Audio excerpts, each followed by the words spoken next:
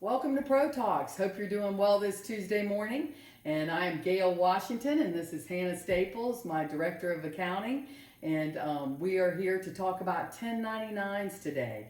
And so we have had a lot of questions on 1099s, and so we wanted to just point out some helpful tips to clarify and clear up maybe some questions you may have about 1099s and what is the responsibility of the church and those kind of things. And so, first of all, I'd like to tell you that the church is responsible for issuing 1099s. And it is a 1099 miscellaneous. That's the one we're covering today. There are different type of 1099s, but this is a miscellaneous. So it's 1099 MISC is on the form itself. So I just wanted to clarify that. But the responsibility of the church is there's different scenarios and different categories. There's a lot of different confusion about honorariums, things like that. So I had Hannah put a list together of different types of scenarios or people that would be subject to a 1099. And so I'm going to let her go over some of those so we can clarify who actually gets a 1099 and what is the church's responsibility for that. So some of the scenarios that a church may face in needing to produce a 1099, for the main ones, it's going to be your missionaries that you write the check directly to. We're not talking about the missionary support. If you send it to a clearinghouse, they're going to handle the 1099. But if you write the check to Joe Smith for missionary support each month or quarterly or yearly, however you process your missionary support, then he would fall into this category because you are giving the income or the funds directly to him. So another scenario would be your guest speakers. If they're traveling through or they're coming for a revival and you have them speak and you say, we want to give you this amount of money, it's what we refer to as an honorarium for speaking, then that would fall into the category of a 1099. You're right. Giving them income. They performed a service, they spoke, they sang. Some people have piano players come in or special musicians, different things like that. But they are receiving money for a service, and that would fall into the 1099 category. Now, if you have a guest speaker that comes in and you want to reimburse them for their airline as well as give them an honorarium, make sure that you keep that in track either in two different checks or two different line items on your check, because travel reimbursement is not fall or should not be counted in the 1099 process. Only what you pay them for their service in honorarium. So if you reimburse them for driving or you reimburse their airline tickets, make sure that is tracked separately. And a lot of times your software will help you in tracking that separately, and make sure you understand how your software works and that whether it's by the ledger line or by the account line. And another scenario that you may face in this is you might have office help come in, and they may only help you for a day, or they may come in IT. You might have a special IT come in to work on a project. Usually this is project work. A lot of times they will provide you an invoice for their services. They're not a corporation. They're usually an independent contractor or just an individual working, and they're going to give you that and you can pay them, but that was a 1099 situation. Sometimes you're going to have some people that may come and do yard work. They come on their own schedule, they bring their own equipment, so they do not fall under the employee category, as we mentioned in a previous Pro Talk, but you're going to pay them for them to do the work, so then they fall into a 1099 category.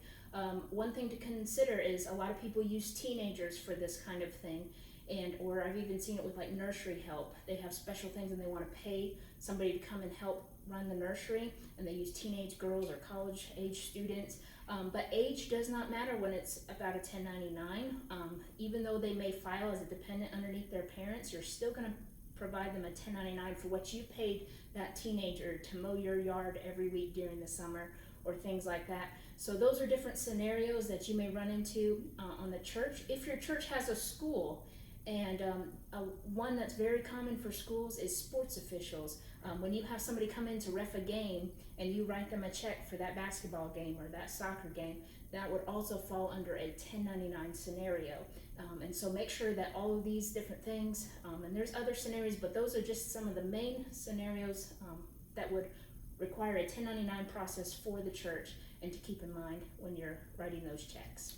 Right, and those are great scenarios, and that I hope that opens up because we had a lot of questions about those particular scenarios that we discussed. But I wanted to tell you there are certain requirements because even though you might be a 1099 person and in those scenarios we gave you, there's certain requirements. There's a minimum. There's documentation you need to do and all those things. So I wanted Hannah to make a list, just a short, simple 3 or 4 points. But what are the requirements of the church in filing a 1099? And by the way, a 1099 is not a payroll issue. It is an accounts payable issue. So make sure, I say issue, it should be transaction. It is a accounts payable transaction. You are actually paying someone for their services. So that's the reason a 1099 is very important. And these requirements, I really wish you just write them down. It's very, very important. The IRS has gotten very, very technical and very specific on 1099s, and that churches need to be filing them. So if you grab a piece of paper and a pen, it might be good to write these things down. And you can go over those for them, Hannah. Okay, the first thing that is needed in the 1099 process is the information from the person you're paying. And how you obtain that information is what we call a W-9 form. And we'll have a W-9 form attached to the email for you. You can just print it out. And what I like to do is keep a bunch of them printed out blank in the office. And so when somebody comes in and a check needs to be written, it's ready to go and you can just have them fill it out. It's literally just a half a page. All it asks for is their first and last name, their social security number, and their address. This is like their mailing address because this is how you're going to mail them their 1099 at year end. This needs to be obtained from every single person you write a personal check to for services. Anyone that's not a corporation, but they're coming to handle something for you, or they're coming to speak, or you gave them mission support, you need to have this on file. Getting them to fill out this form does not mean that they will receive a 1099, because what the next point is actually they have to receive $600 or more in a fiscal year or a calendar year. That's January through December. If they receive less than $600 from you, say you only wrote them $200 that year, you are not required to send them a 1099, but you are required to have the W-9 form completed and signed on file. This is one thing when churches do get audited or they are red flagged and they come back, usually in the audit process, they don't want just what currently happened in that month or that year, but usually they want 3 years worth of a W-9 form for every individual you wrote a check to. So it's very important that you obtain this form and you keep it on file. Don't throw them away. A lot of softwares you can upload this file to the vendor profile, so it's right there. That's a good backup to have. But you definitely want to keep this form on file. Again, this form is for everybody that you write a check to, regardless of the amount. If you write them $25 for doing the nursery, you still want to have this form on file because this protects the church should the church ever be audited. If some people, they may question why you would need this because the amount, they know that they're not going to receive a 1099, but in today's society, that's not why we get the W-9 forms. The W-9 forms is to protect the church should you be audited, to show that you were recording your payments to an independent contractor. Now, they may not hit the limit, but you were recording it appropriately, and you were showing that, yes, should they reach that $600 limit, they will receive the 1099. So the second point, again, is if they hit $600 or more for the 1099 purposes, you're going to file at year end. You're going to, and a lot of softwares will streamline this for you. If you're doing it by hand, call us. We do this for a lot of people as just a year-end project. But it's very simple process, but it has to be done in a timely manner. It has to be postmarked by January 31st. It has to be postmarked by January 31st. And the forms you're going to send to each individual is the 1099. And you're going to mail that to them on the mailing address that they put on their W-9 form. And then you have what we call a 1096, which is sent to the IRS.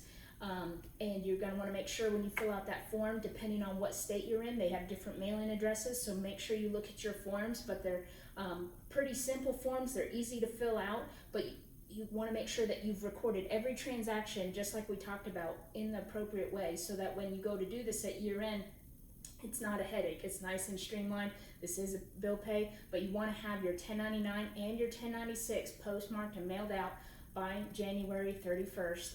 And those are basically the three main things of what you're required to keep up with and required to process in when it comes to 1099s. Right, and Hannah really stressed about the W-9, and the W-9, the reason she did that is because a lot of times when you get ready to have a speaker or someone that's helping you fill that out, they'll say, but I'm not going to pay taxes because it's only $600 or more. It doesn't matter. So in other words, just like she said, do those three things. Make sure that you have them in order. If you need help at the end of the year, we do it as a project. We have clients that we do the 1099s for. That way they're appropriately given to the IRS as well. And the actual vendor or person that worked for you will get a copy of it as well. So very, very important about 1099s. Make sure you're doing them correctly. You want to make sure that you're doing the 1096 correctly. And so, but I hope that was a help. I hope you took a couple of those things down. Make sure that you're keeping good records, but those three requirements is something that you definitely want to implement in your church and in your accounting policies. So until next time, we'll see you next Tuesday for Pro Talks.